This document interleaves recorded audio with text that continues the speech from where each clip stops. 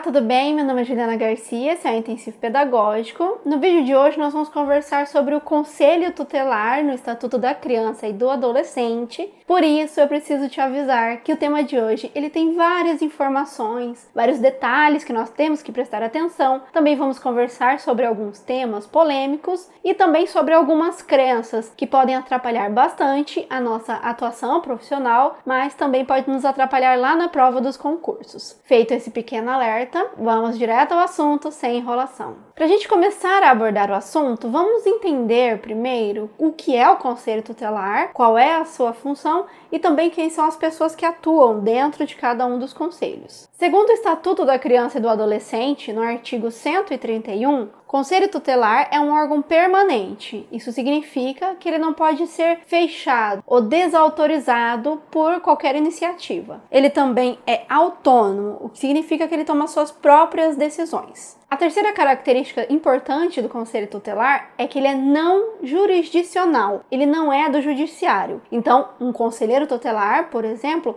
não pode tomar decisões que cabem ao juiz ou a um delegado. E esse respeito às atribuições de cada um dos personagens que atuam na proteção da criança é muito importante. Então, a gente vai voltar a esse assunto daqui a pouco.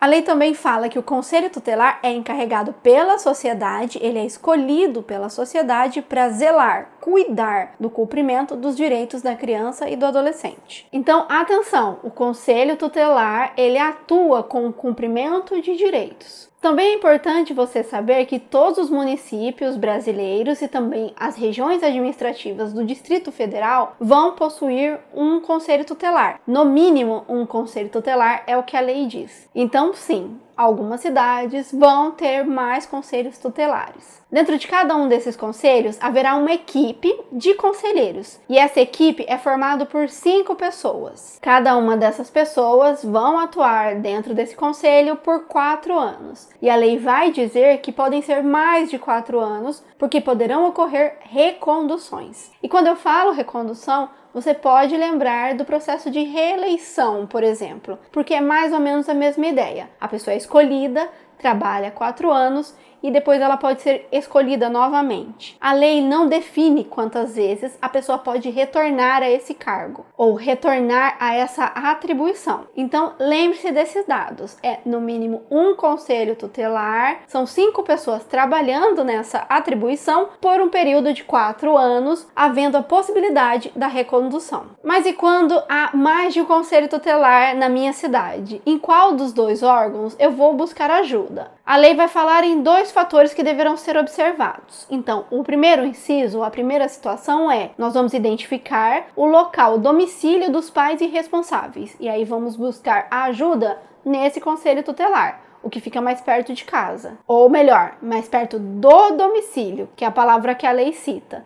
Não havendo a possibilidade de eu identificar essa informação, ou os pais não estando neste momento para indicar esse endereço, nós vamos buscar o conselho que é mais próximo de onde a criança está localizada, onde ela foi encontrada. Mas quem são os conselheiros tutelares e como eles são escolhidos pela sociedade? Primeiro é importante a gente saber que o cargo de conselho ele não é um cargo eletivo, não funciona com a mesma lógica de cargos de prefeito, governadores e presidente, por exemplo. Então lembre-se disso, esse cargo não é um cargo eletivo, ele não tem essas mesmas características, mas sim, ele possui um ritual previsto em lei, que define, por exemplo, que a escolha dessas pessoas acontecerá sempre numa mesma data, que é 1 ano após a escolha do presidente, ou seja, 2022 vai ter eleição para presidente, então a escolha dos conselheiros tutelares ocorrerá em 2023. Também é uma data definida pela lei, é o primeiro domingo do mês de outubro, então 1 ano após a eleição do presidente, no primeiro domingo de outubro. Existe também uma outra data, que é a data de posse do conselheiro tutelar. Vai acontecer em janeiro, 10 de janeiro, após o ano da escolha do conselheiro. Então, presidente 2022, escolha do conselheiro em 2023, a posse dele vai acontecer em 10 de janeiro de 2024. Para ser conselheiro, é muito importante que você seja uma pessoa idônea. Isso vai aparecer em 2 artigos, para você ver como isso é importante. Você também precisa ter mais de 21 anos e residir no mesmo município onde o conselho tutelar está, onde você está concorrendo, onde você deseja atuar. Essa presunção de idoneidade ou a importância da idoneidade, ela vai ser tão cobrada dentro dessa atribuição porque a atividade de conselheiro tutelar é considerada como serviço público relevante. E é justamente por ser tão importante escolher uma pessoa idônea que há algumas proibições previstas na lei. Por exemplo, qualquer coisa que te lembre um processo de escolha fraudulento, como compra de votos, troca de favores ou algo similar, será proibido pela lei. Também não é permitido pela lei que a atuação dos conselheiros seja feita em família, ou seja, que mais de uma pessoa da mesma família comece a atuar dentro do conselho da cidade. É por isso que o artigo 140 vai mencionar que são impedidos de servir no mesmo conselho marido e mulher, ascendente e descendente, sogro e genro ou nora, irmãos, cunhados durante o cunhadio, tio e sobrinho, padrasto ou madrasta e enteado. Então lembre-se, o cunhado ele só é considerado da família enquanto ele estiver casado com esse familiar. A lei vai mencionar cunhado durante o cunhadio. Também é importante você saber que todas as informações sobre o conselho tutelar da sua cidade, eles são previstos em uma lei municipal. Então, o processo de escolhas é definido nessa lei. O local, o dia e o horário que o conselho tutelar da sua cidade funciona também estará previsto nessa lei. Também estará previsto lá as informações trabalhistas dos conselheiros tutelares, como por exemplo, cobertura previdenciária, gozo de férias anuais remuneradas, acrescidas de 1/3 do valor da remuneração mensal, licença maternidade, licença paternidade, gratificação natalina. E além dessas informações que nós conversamos, que estará previsto em uma lei municipal, o Conselho Tutelar também vai aparecer dentro da Lei Orçamentária Municipal, porque afinal de contas é lá que estará previsto os recursos que serão gastos com a remuneração dos conselheiros, também com o funcionamento global, total da instituição, do órgão, e também o dinheiro que será gasto em treinamento, informação continuada dos conselheiros. São esses 3 fatores que serão previstos dentro da lei que fala sobre recursos financeiros do município. Então, se você quiser saber tudo sobre o funcionamento dessa instituição na sua cidade, você precisa verificar esses 2 documentos. E quem fiscaliza a atuação do Conselho Tutelar? Segundo o artigo 139, a fiscalização é realizada pelo Ministério Público. Mas vamos voltar às atribuições do Conselho Tutelar. Então, dentro desse aspecto maior do cumprimento do direito de crianças e adolescentes, existem as atividades que serão realizadas pelo Conselho, que são previstas em lei. Nós vamos começar pelo atendimento, ou por atender. O artigo 136, no inciso 1, vai falar sobre o atendimento que é realizado diretamente às crianças e os adolescentes. E ele vai nos apontar 3 artigos. Então, esse atendimento que é feito a essas pessoas estão previstos aqui, no artigo 98, no 105 e no 101, dos incisos 1 a 7. Então vamos começar pelo artigo 98, que ele vai falar sobre medidas de proteção, em que momento o Conselho Tutelar vai proteger a criança e o adolescente. E esse artigo vai trazer 3 situações, ou 3 momentos. O primeiro é por ação ou omissão da sociedade ou do Estado. Em outras palavras, se a sociedade ou o governo estiver agindo ou deixando de agir na proteção da criança, o Conselho Tutelar vai atuar. E é muito importante você ter em mente sempre que a omissão, o fingir que não está vendo, o deixar para lá, também é punido segundo a lei. E o Estatuto da Criança vai mencionar todos os momentos em que a omissão também é crime. Mas vamos voltar ao assunto. O segundo momento, a segunda ação que o Conselho Tutelar também vai atuar é por falta, omissão ou abuso dos pais ou responsáveis. Então preste atenção, a omissão, o não agir, o não proteger, apareceu aqui novamente. Mas também vão acontecer casos em que são os pais ou responsáveis que estão retirando esses direitos. O Conselho Tutelar também vai agir. A terceira informação que esse item vai trazer é a falta, o abandono, quando deixa-se de cuidar da criança. Então o Conselho Tutelar age nessas 3 hipóteses, que são ocasionadas por pais ou responsáveis. E o terceiro momento, a terceira ação que ocorrerá pelo conselho tutelar é em razão de sua conduta, quando a própria criança ou adolescente realiza alguma ação que vai trazer um dano a ela mesma, por exemplo. Então, nessas três situações, o conselho tutelar vai atender a criança. O outro artigo que o documento menciona é o artigo 105, que é justamente o artigo que fala sobre atos infracionais. Então, quando a criança ou adolescente age de uma forma criminosa, ou que seria considerado um crime caso ele fosse um adulto, o conselho tutelar vai lá para atender. Então, preste atenção que é essa atuação do conselheiro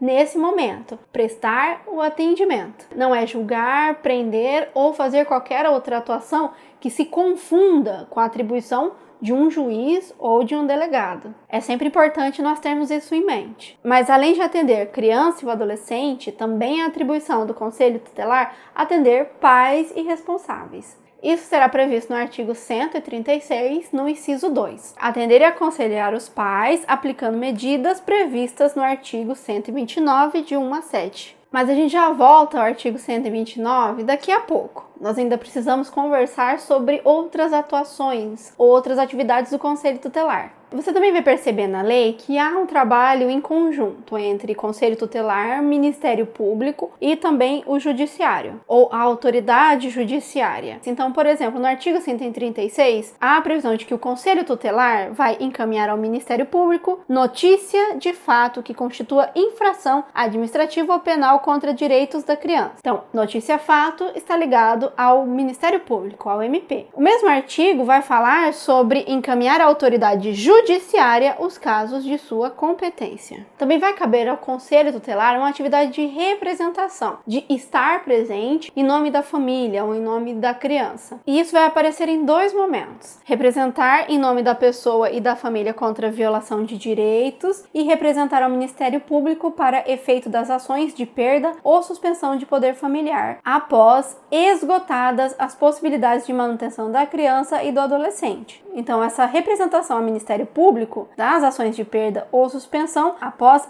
esgotada as possibilidades. Isso é muito importante. E a lei vai ser muito detalhista e vai trazer outras situações que nem sempre são tão óbvias e por isso merece a nossa atenção. E isso tudo é previsto ainda no artigo 136. Então, principalmente se você estiver estudando para concurso, preste atenção nesses itens que eu vou ler agora rapidinho, porque eles podem cair. Afinal de contas, a gente não está esperando esse tipo de informação. Então, o Conselho Tutelar também vai expedir notificações, requisitar certidões de nascimento e de óbito da criança quando necessário, é só quando necessário. Promover e incentivar na comunidade e nos grupos profissionais ações de divulgação e treinamento para o reconhecimento de sintomas de maus tratos em crianças e adolescentes. Então, por exemplo, uma instituição de ensino que quer melhorar o conhecimento sobre a lei, tanto para pais ou para profissionais que queira a ajuda dos profissionais do Conselho Tutelar, pode fazer o convite para fazer ou para contribuir com uma formação continuada, por exemplo, porque isso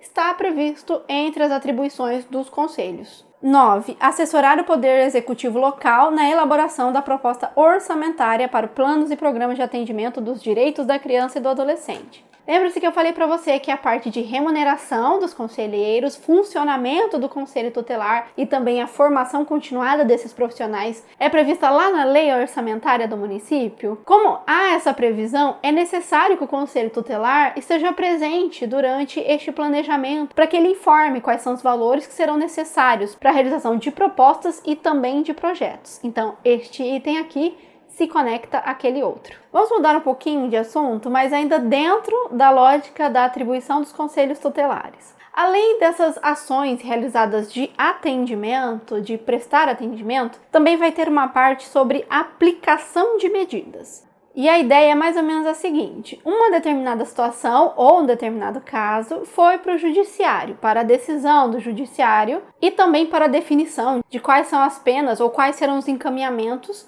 realizados com aquela criança ou adolescente. Essas definições, elas vão chegar até o Conselho Tutelar. E será o Conselho Tutelar que vai fazer com que essa definição do judiciário aconteça. Então, por exemplo, quando a gente fala de ato infracional, haverá um artigo dizendo exatamente o que poderá ocorrer com a criança ou adolescente que cometeu esse tipo de ação. Então, o Conselho Tutelar irá providenciar a medida estabelecida pela autoridade judiciária, dentre as previstas no artigo 101, do inciso 1 ao 7. Então agora vamos conversar sobre o artigo 101, porque ele é bem importante para nós. Primeiro que ele vai trazer essas consequências que serão tidas pela criança e o adolescente no caso do ato infracional. Lembrando sempre que no ato infracional é do inciso 1 ao 7. Mas não é só nessa hipótese que esse artigo 101 é importante. O artigo vai dizer, verificada qualquer das hipóteses previstas no artigo 98, artigo 98 é aquele que falava sobre as ações cometidas pela sociedade, pelo governo,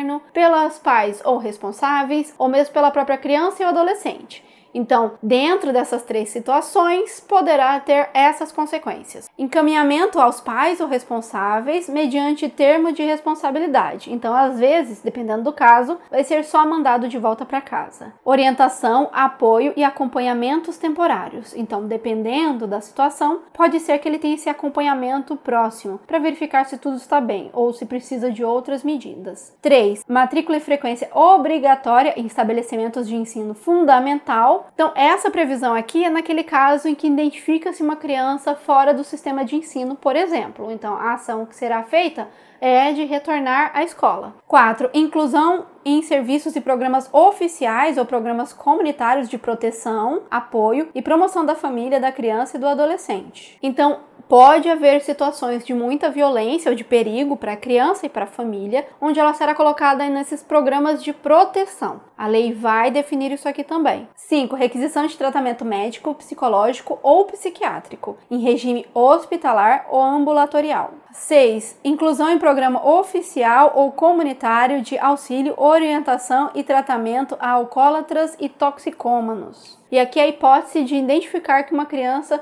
está, na verdade, sob efeito de drogas, lícitas ou ilícitas. E aí o conselho tutelar ou conselheiro tutelar poderá dar este encaminhamento. E 7º, que é o acolhimento institucional. Então veja que até aqui ele cabe várias hipóteses e principalmente, até esse momento, nós conseguimos relacionar com ato infracional. Mas não são só esses incisos. A lei possui 2 casos que não têm relação com ato infracional, que são 8. Inclusão em programa de acolhimento familiar e 10. Colocação em família substituta. Veja que esses 2 itens ele tem relação muito mais com algum perigo ou algum abandono que acontece dentro da família. Por isso ele não está relacionado diretamente com ato infracional. É um outro assunto. Por isso a lei dividiu. E mais uma vez, a gente precisa lembrar que tudo que conversamos agora será definido por uma autoridade competente. E que o conselho tutelar será a pessoa que colocará essa medida em execução. Ele vai fazer acontecer. E por que eu estou dando tanta atenção a essa informação? Porque é bem comum, principalmente em ambientes escolares, nós ouvirmos informação de retirada de direito familiar que foi feita pelo conselho tutelar, ou que o conselho tutelar foi até determinada residência e retirou a guarda da família. Então é bem importante a gente saber que, apesar dessa frase ser muito comum, não é exatamente isso que aconteceu. O conselho tutelar estava presente, mas a decisão ela foi feita por um órgão que não é o conselho tutelar. Mas o que o conselho tutelar pode fazer efetivamente nesses casos? Na necessidade de tirar a criança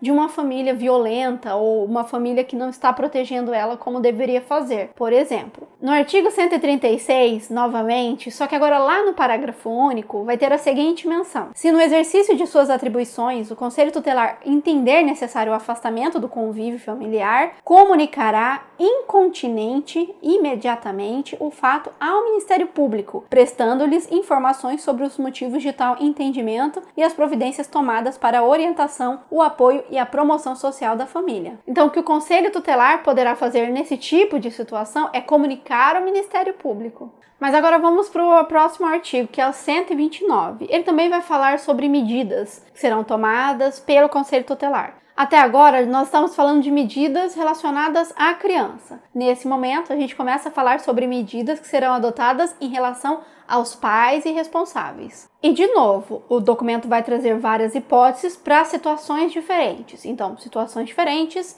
nós temos medidas diferentes. E o documento vai fazer, de novo, a mesma diferenciação. Então aqui de novo a gente precisa de muita atenção para não misturar as informações.